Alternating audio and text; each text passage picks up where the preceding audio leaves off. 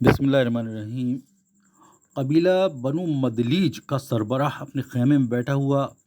कुछ लोगों के साथ बातचीत कर रहा था कि एक शख्स खेमे में दाखिल हुआ और बोला, ए सुराका,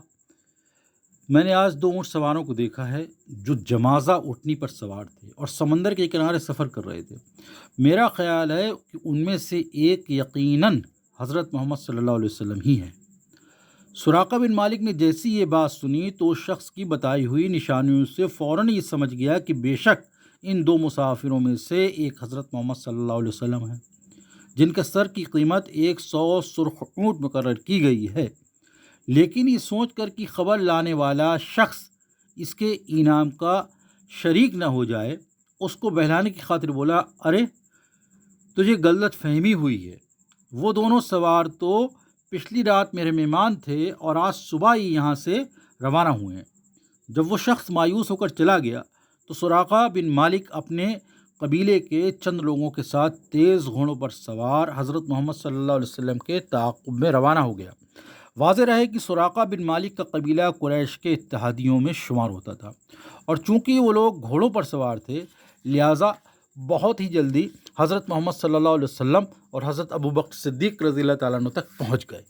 और उनके करीब पहुँचते ही उन्होंने सुराका ने अपने घोड़े की लगाम खींची तो वो लड़खड़ाकर ज़मीन पर गिर गया। सुराका ने मुसलसल 3 बार हज़रत मोहम्मद सल्लल्लाहु अलैहि वसल्लम तक पहुँचने की कोशिश की, लेकिन हर बार उसके घोड़े की टांगें खम हो गई और वो ज़मीन पर गिर पड़ा। दौरे जहालियत में अरब लोग फाल निकालने पर यकीन रखते थे, लिहाजा जब सुराका का घोड़ा 3 बार लड़खड़ा कर गिरा तो उसने फाल निकालने का फ़ैसला किया कि वो हज़रत मोहम्मद सल्लल्लाहु अलैहि वसल्लम के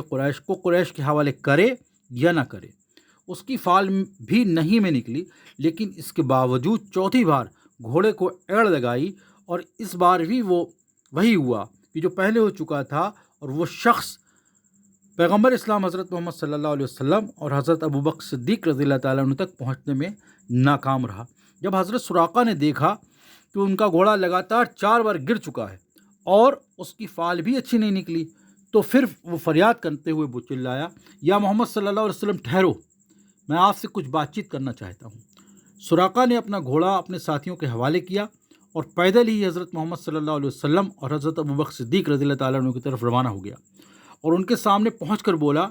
या मोहम्मद सल्लल्लाहु अलैहि वसल्लम, मैं कुरैश का इत्तेहादी हूँ और चाहता था कि आपको गिरफ़्तार करके कुरैश के हवाले कर दूँ और इसके बदले में 100 सुर्ख ऊँट ले लूँ,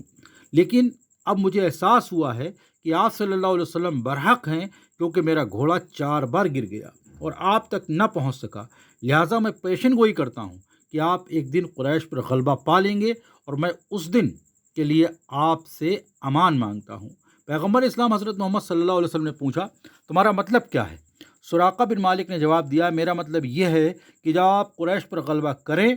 तो मुझे उनका साथ देने के जुर्म में सज़ा न दें और ना ही मेरे कबीले को इंतकाम का निशाना बनाएं। पैगम्बर इस्लाम हज़रत मोहम्मद सल्लल्लाहु अलैहि वसल्लम ने कहा कि उस दिन तुम अमान में होगे और कोई तुम्हें या तुम्हारे कबीले को नुकसान नहीं पहुंचाएगा। बाद में हज़रत सुराका बिन मालिक रज़ियल्लाहु ताला अन्हु मुसलमान हो गए और उनका शुमार इस्लाम के नामवर सरदारों में होने लगा,